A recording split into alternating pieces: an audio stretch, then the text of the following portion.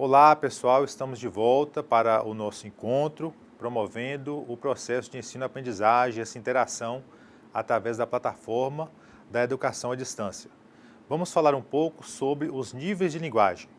Até aqui, insistimos no fato de que não falamos sempre do mesmo jeito, de que podemos nos valer de diversas variantes linguísticas conforme a circunstância em que se dá a comunicação. Dessas possibilidades de uso da língua, surgem consequentemente diferentes tipos de linguagem, cada qual com suas especificidades. Essas variações de uso da língua por um mesmo falante recebem o nome de registros ou níveis de linguagem. Estudiosos da sociolinguística consideram que são 3 os níveis de linguagem, sendo o culto, o familiar e o popular, como veremos. Sob níveis de linguagem, então, pessoal, vejamos o primeiro, que é o nível culto ou formal. Ele corresponde à linguagem cuidada, com observância às normas da língua padrão, utilizado por falantes altamente escolarizados, intelectuais, diplomatas, cientistas, literatos. Empregado principalmente na forma escrita e em situações de maior formalidade. O vocabulário é amplo, apurado, preciso e as construções mais elaboradas. Tal conceito melhora um pouco a relação entre norma padrão e as demais variedades, evitando esse choque e esse preconceito com as formas de falar. Se nós pensarmos bem, concluiremos que esse nível culto é necessário em algumas situações que, inclusive, vocês, como estudantes, deverão enfrentar através de congressos científicos, com apresentação de comunicações e nos próprios encontros presenciais do curso, em que deverão apresentar algum seminário, alguma atividade prática. O nível familiar ou comum representa a linguagem que foge às formalidades e aos requintes gramaticais. Pode servir tanto à utilização oral como à escrita. Caracteriza-se por construções gramaticais mais simples, incluindo frases frequentemente curtas e coordenadas, além de repetições. Como nós já mencionamos, né, gente? É a linguagem de um maior contato, que tem maior emoção e é utilizada no dia a dia, em nossa casa. O nível popular, por sua vez, constitui uma variante informal, de menor prestígio, se comparado ao registro familiar. Representa um ato de fala mais descontraído, espontâneo, concreto e subjetivo.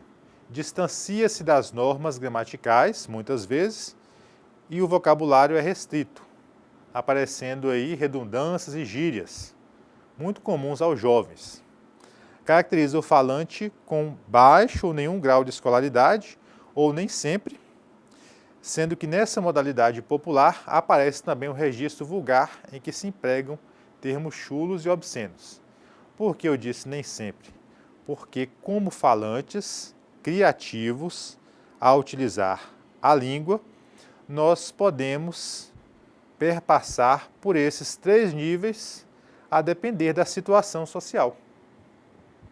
Ora, ninguém, por mais intelectual que seja, espera-se, né, mais estudioso, utilizará uma linguagem formal numa mesa de bar, por exemplo, numa conversa espontânea com os amigos, no final de semana. As discussões sobre as variações linguísticas que fizemos até aqui confirmam que diversos fatores envolvem o processo de comunicação, condicionando as escolhas linguísticas do falante. E essa mobilidade da língua que permite... é essa. Vamos voltar?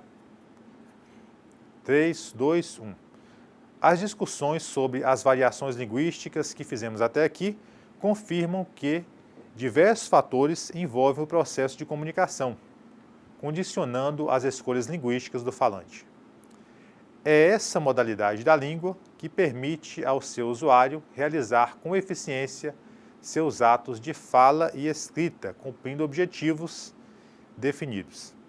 Portanto, Você que iniciou seus estudos da língua e do campo das linguagens, lembre-se de que o conhecimento das variações linguísticas é também um conhecimento cientificamente fundamentado nas relações humanas, através do trabalho de autores como Marcos Baio, do qual nós já falamos.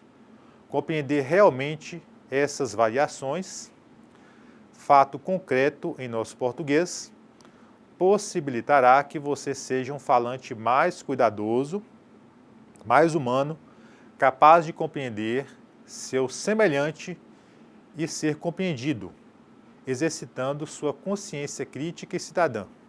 Assim sendo, ao usar a língua, ajustando-a às especificidades de sua situação de comunicação, você demonstrará bom senso, maturidade intelectual e capacidade crítica nos processos de leitura e de produção de textos. Vejamos um pouco sobre a relação entre linguagem oral e linguagem escrita.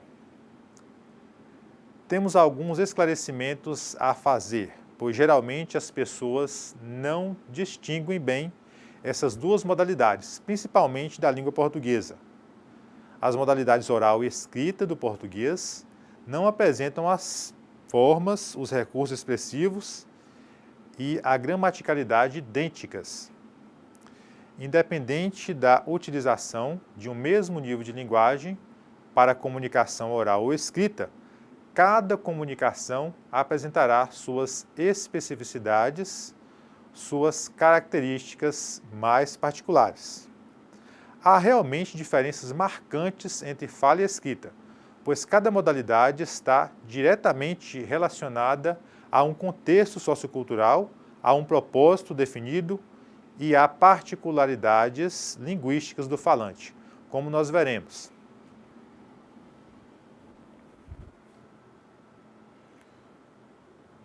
Neste quadro, nós apresentamos aí algumas diferenças básicas entre fala e escrita, sendo a fala contextualizada, dependente deste contexto, implícita, redundante, não planejada, imprecisa, não normatizada, fragmentária, pouco elaborada, com predominância de frases curtas, simples ou coordenadas e com pouco uso de orações passivas. Observemos então, pessoal, alguns pontos principais desta relação. Por que a contextualização? Ora, é no momento da interação, não é, que vão surgindo os diversos assuntos e eles vão se superpondo numa conversa do cotidiano, por exemplo. Da mesma forma, essa fala vai necessitar de um planejamento mais dinâmico. E aí a gente questiona um pouco essa noção de não planejada, porque há sim um planejamento, porém não tão específico como ocorre na modalidade escrita.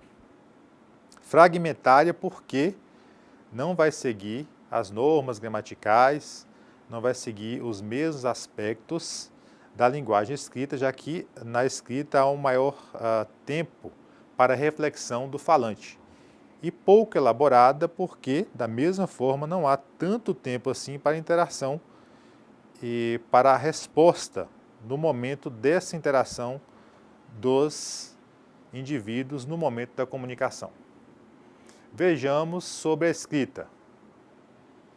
Seria ela descontextualizada, autônoma com relação ao contexto, explícita, condensada, planejada, precisa, normalizada, ou melhor, normatizada, completa, elaborada, com predominância de frases complexas, com subordinação abundante e emprego frequente de orações passivas.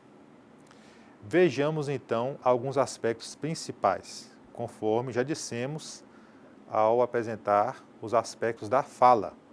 Na escrita, quando você se propõe a escrever, a produzir uma atividade solicitada pelo professor, por exemplo, um resumo, há um maior tempo para o planejamento dessa escrita, uma maior reflexão, portanto, uma maior precisão na utilização das normas da língua portuguesa com vistas a alcançar o melhor produto final possível. Há uma maior elaboração e utilização de frases complexas, já que há esse tempo, conforme nós já dissemos. Apesar de apresentarem as diferenciações básicas, tanto a linguagem oral como a escrita apresentam níveis ou registros. Então, situações formais, seja falando ou escrevendo, exigem maiores cuidados de pronúncia e de escrita. Em situações informais, a expressão linguística se adapta também ao grau de formalidade ou informalidade, em família, no trabalho, na igreja, na escola. E as preocupações com a correção gramatical tornam-se menos rigorosas. Vamos imaginar, por exemplo, se num churrasco, com os amigos no final de semana, seria propício utilizar um nível formal, um nível mais culto da linguagem. Da mesma forma, podemos pensar sobre a comunicação escrita. Uma mensagem pessoal e afetiva para um amigo apresentará traços informais, subjetivos, enquanto que para o diretor de uma empresa ou numa entrevista de trabalho, por exemplo, sem dúvida, procuraríamos utilizar uma linguagem mais elaborada, mais formal e mais objetiva. Finalmente, é bom relembrar que só há interação quando o falante ajusta sua linguagem ao destinatário. Nosso português é uma língua riquíssima e oferece múltiplas possibilidades de recursos e usos. Cabe, pois, ao falante a escolha adequada desses recursos para garantir uma comunicação eficiente. No entanto, mesmo que você saiba que não se pode estigmatizar o ato de fala do indivíduo socialmente desfavorecido, nossa sociedade valoriza o domínio da língua escrita, pois ela é fundamental para a compreensão da informação, para a promoção do indivíduo e para a transformação social. Vamos falar agora, pessoal, sobre a unidade 2, cujo tema é leitura, no caderno didático. Um tema bastante importante, já que é através da leitura que nós apreendemos o conhecimento à nossa volta, através dos textos didáticos, através dos diversos livros que estão ao nosso alcance. E também pelos conhecimentos de mundo que nós vamos atingindo os níveis de linguagem desejados. Aqui vamos caracterizar um pouco sobre os conceitos de leitura. Conforme Angela Kleiman, em 2002, em todas as formas de leitura, muito do nosso conhecimento prévio é exigido e ativado para que haja uma compreensão mais exata do texto. Este conhecimento prévio, como um conjunto, é subdividido em 3 tipos. O conhecimento de mundo, que corresponde às diversas experiências que nós vamos construindo no decorrer da nossa vida, pessoal, familiar, acadêmica, nas diversas instituições sociais em que nós interagimos. O conhecimento linguístico, que é o conhecimento da língua, do idioma, especificamente a língua portuguesa, que é social, lembrando, ou seja, pertence a todos e não a uma pessoa individualmente, e também o conhecimento textual, que corresponde a uma compreensão das estruturas dos diversos gêneros textuais que circulam na sociedade, conforme nós veremos posteriormente. Portanto, lidamos com texto diverso no nosso dia a dia. O resumo, bula de remédio, receita médica, enfim. Daí a necessidade de estabelecer uma leitura em que haja o mínimo de interferência possível, como nós veremos a seguir. Vejamos então, pessoal, agora alguns fatores intervenientes no ato de ler, que podem contribuir ou não. De acordo com Garcês, 2004, Existem algumas outras ações que evitam interferências na leitura e que são muito úteis para torná-la produtiva, tais como estabelecer um objetivo claro. Sempre que teremos um objetivo, ficaremos mais atentos para o texto. Após a primeira leitura, reler o texto e sublinhar com lápis as palavras-chave. Por meio delas, podemos reconstruir o sentido de um texto e até elaborar um esquema ou síntese, num bloco de notas, numa folha, sulfite, enfim. Tomar notas. O leitor anota pequenas frases que resumem o pensamento principal do período, do parágrafo ou texto. E isso é válido também para uma palestra da qual vocês estejam participando e das próprias videoaulas que nós estamos aqui estabelecendo, em que espera-se haver uma interação com todos vocês.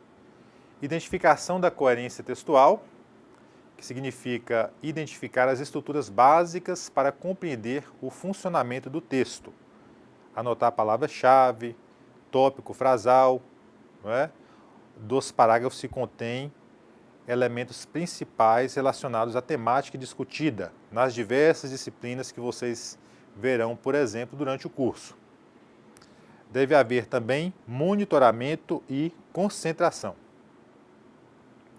Algumas estratégias para uma leitura eficiente são as seguintes.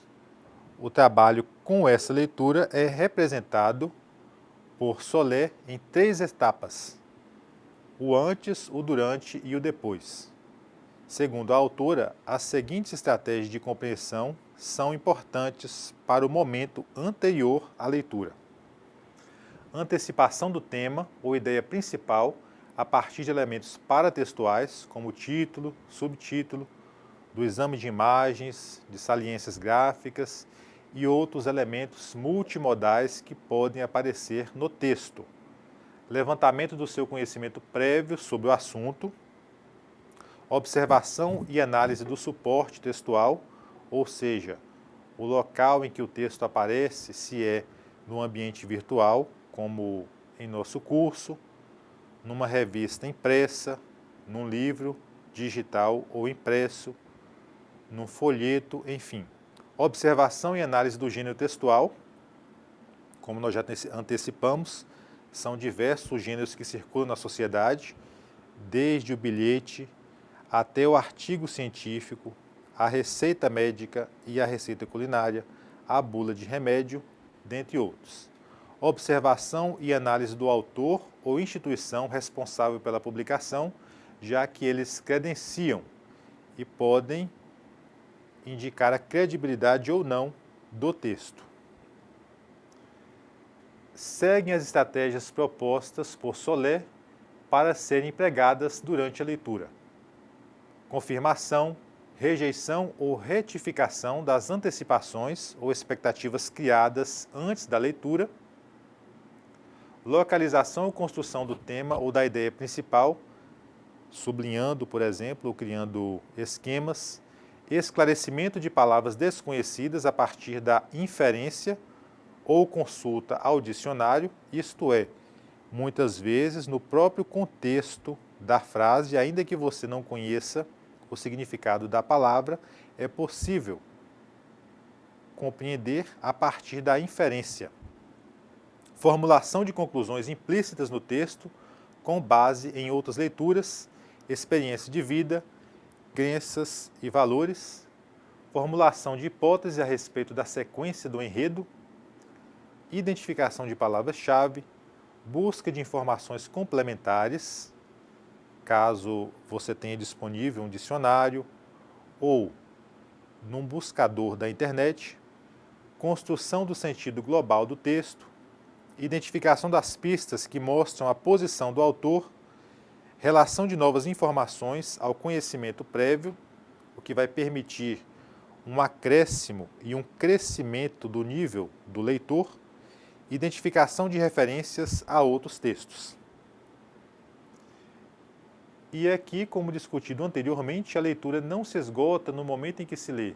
Sendo assim, Solé enfatiza as seguintes estratégias para o após a leitura: construção de síntese do texto, emprego do registro escrito para melhor compreensão. Nesse caso, é possível que você possa produzir uma síntese, ainda que não seja solicitada pelo professor para avaliação, como forma de consolidar os conhecimentos. Troca de impressões a respeito do texto lido, relação de informações para tirar conclusões, avaliação dessas informações emitidas no texto, em que você vai validar ou não, inclusive pensando na fonte, na autoria, e a avaliação crítica do texto. Então, pessoal, chegamos ao final dessa terceira aula e esperamos novamente que os conceitos aqui trabalhados tenham ficado claros para vocês. Enfatizamos a necessidade do acompanhamento das atividades no ambiente virtual de aprendizagem e leitura do material complementar que compõe também, em grande parte, essa apresentação. Que vocês possam utilizar os canais de comunicação para expor as suas dúvidas, como no fórum, através das mensagens, de modo que estamos à disposição para esclarecê-las. Um abraço e até a próxima aula.